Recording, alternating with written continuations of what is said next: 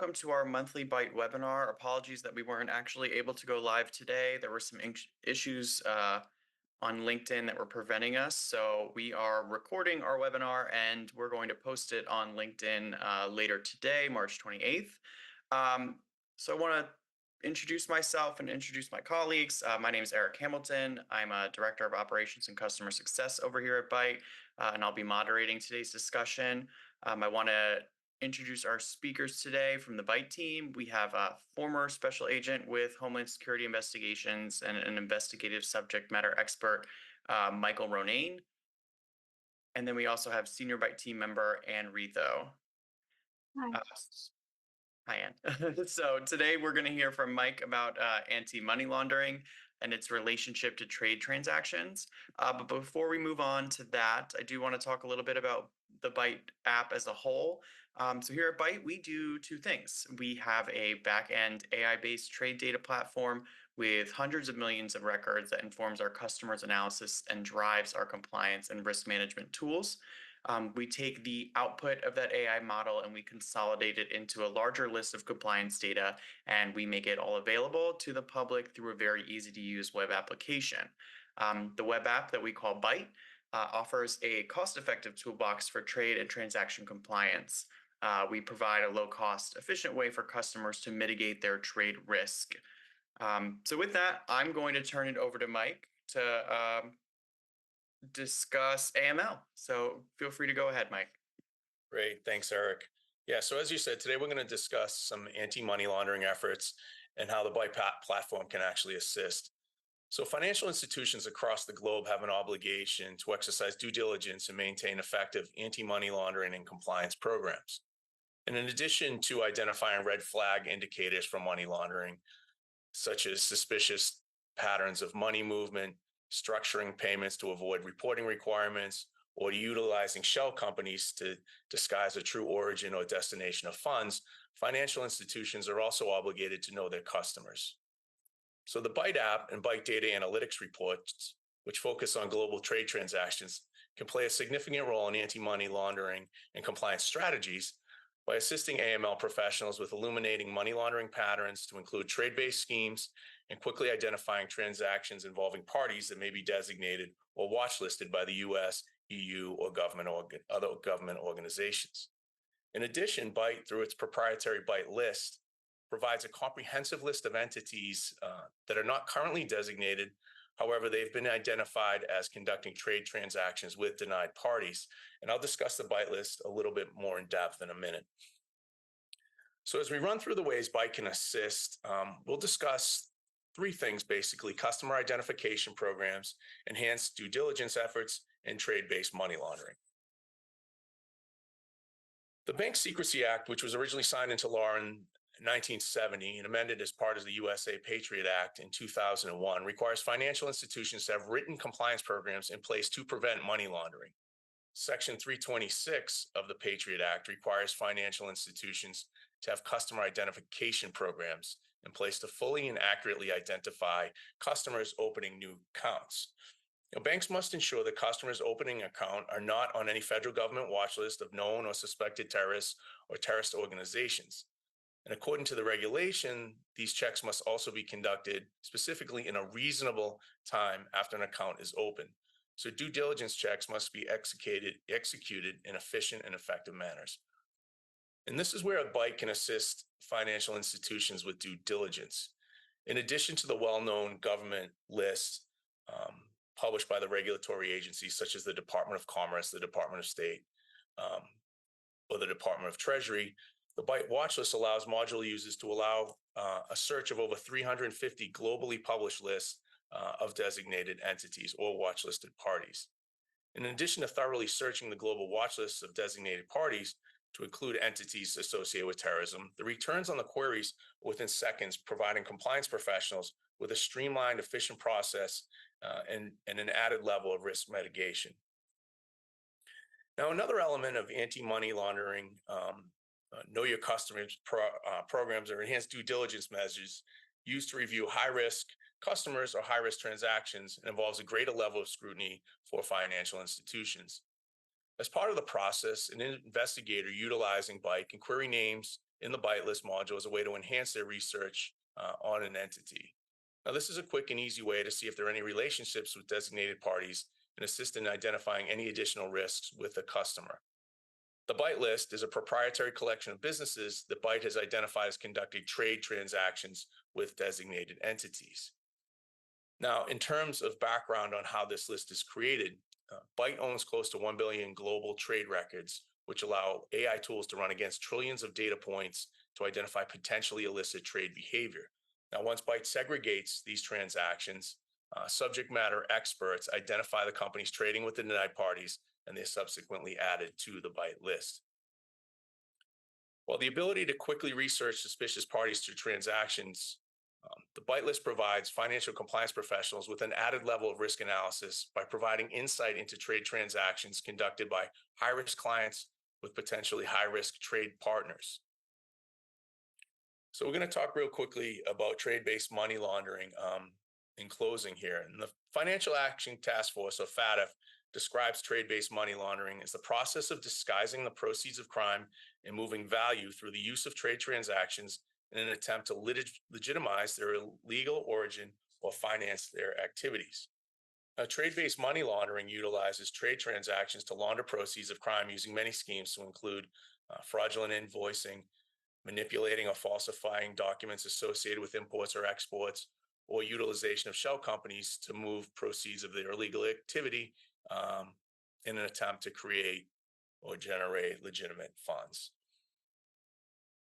Now, BITE Data Analytics reports, which are trade data-driven reports based on BITE global trade records, can play a significant role in anti-money laundering and compliance strategies by illuminating money laundering patterns, including trade-based schemes, and quickly identifying parties to transactions that may involve high-risk commodities or entities designated or watchlisted by the EU or, again, any other government agency.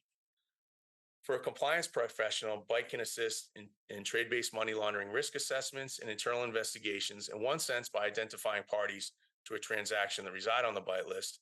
However, BITE also offers an in-depth trade analysis and can very quickly identify anomalous behavior in our trade data and subsequently provide an AI-backed report on trade transaction based on screening lists, commodity filters, as well as international trade data. Thanks, Mike. Really appreciate that analysis. We're going to turn it over to Ann now. Thanks, Eric. Thanks, Mike. I am going to go ahead and share my screen and quickly show how a user would use BITE to identify risky behavior, as Mike just described. So, for example, let me just share.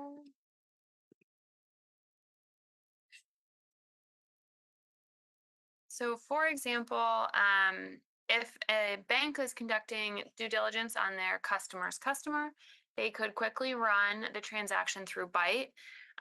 Just to say, this can also be done automatically using our BITE bulk module.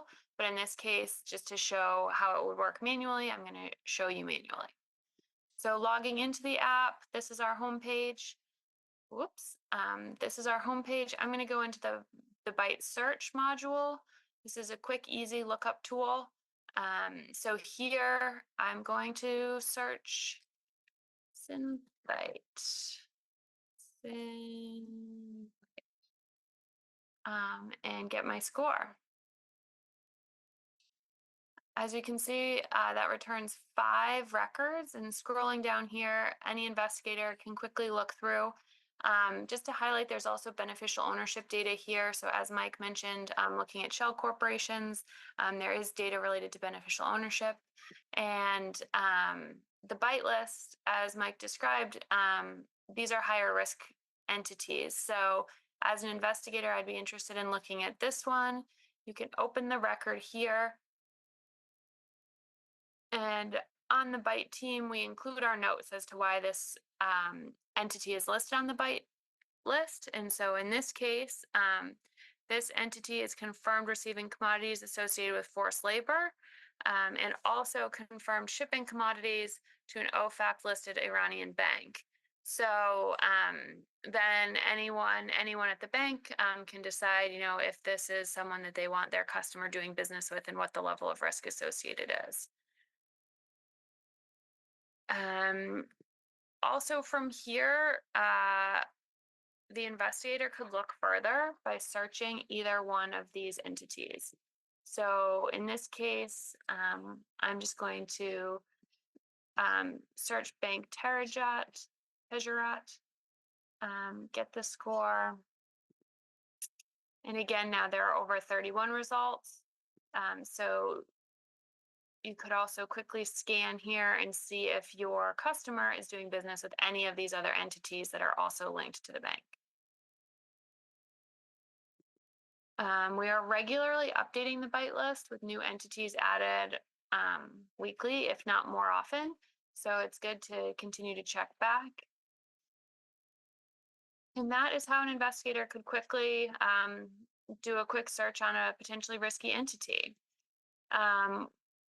With that, I'm going to move over to product updates. As I mentioned, the BITE list is regularly updated. All of our other lists are regularly updated as well. We're also adding new lists. So in the last month, there are 16 new lists in the app, including the Inter-American Development Bank sanctions, Asian Development Bank sanctions, and African Development Bank debarred entities. Between the new lists and the updated lists, there were over 1,700 entities added to the BITE platform. So always good to continue to check back and keep in touch with the new data that's coming out. We do post it on our social media as well. Finally, for product updates, we have a new data visualization tool in the app for anyone, analysts or aspiring analysts who want to investigate our data and sanctions data in general further. So users can use the BITE Data Viz tool.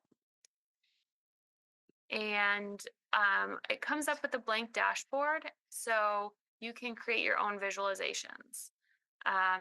We are also going to be preloading a dashboard with additional visualizations, and that will look like this, but it will be in the app.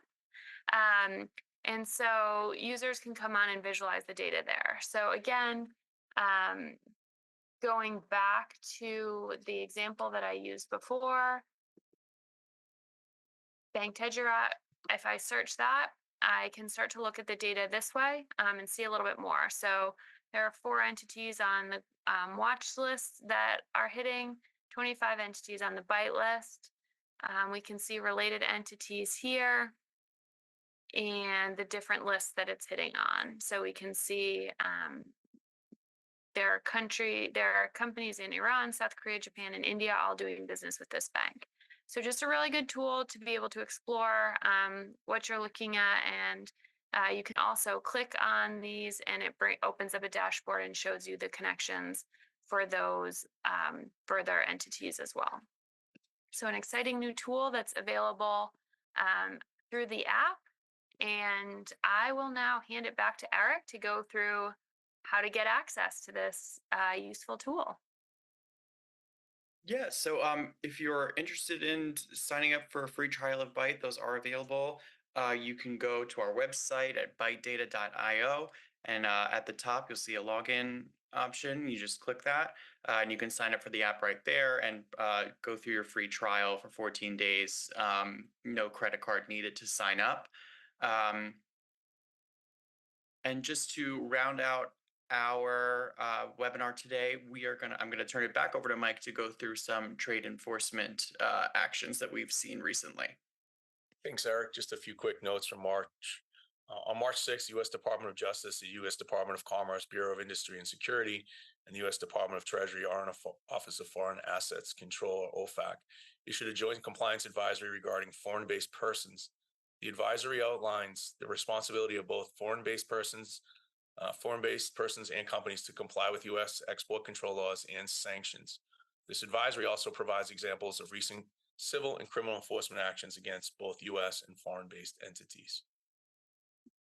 On March 11th, the Department of Justice announced that Ford Motor Company has agreed to pay a $365 million penalty for alleged violations of the Tariff Act of 1930 for attempting to avoid duties on U.S. imports of cargo vans.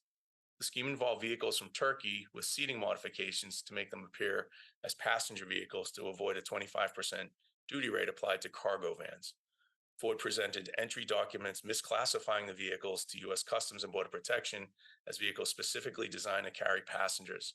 Upon importation of these vehicles, it is alleged that they were immediately stripped of the seating modifications and returned to a two-seat cargo vehicle.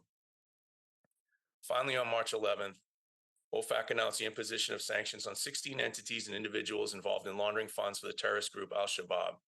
This network, which operated in the United Arab Emirates, Cyprus, and the Horn of Africa, included multiple businesses to include Halil Commodities LLC and Kamat El Najad General Trading. OFAC previously designated other Al-Shabaab financial facilitators in October of 2022 and identified them as a group affiliated with Al-Qaeda in 2012. Thanks, Mike. Appreciate it. And thank you to Anne as well. Really appreciate both of your insights into this AML and how BITE can potentially help companies with this moving forward.